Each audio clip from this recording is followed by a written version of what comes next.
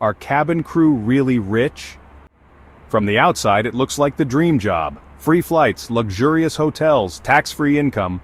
A job that takes you from New York to Tokyo in less than a week. But does this glamorous lifestyle really come with a fat paycheck? The salary of a cabin crew member depends on the airline, the country, the base, and experience. Let's take 3 popular airlines as examples. Emirates Airlines pays a starting basic salary of around 4,400 dirhams per month. Add flying hours, layover allowances, and other perks, and monthly take-home can go up to 10,000 to 12,000 dirhams. That's around $2,700 to $3,200.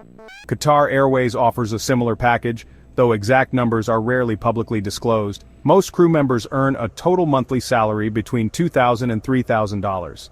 British Airways short-haul crew may earn around 15,000 to 20,000 euros annually, while long-haul crew can earn more, up to 30,000 to 35,000, depending on seniority.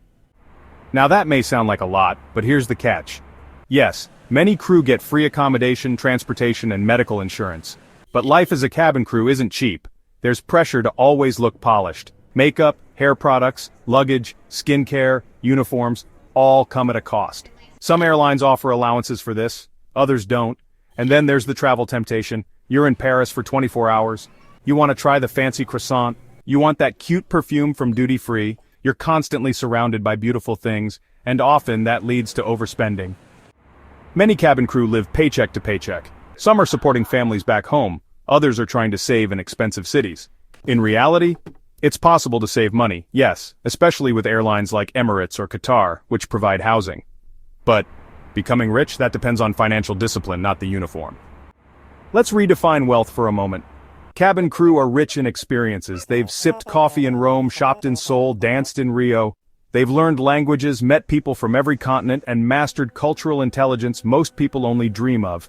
Isn't that a different kind of wealth? So, are cabin crew rich?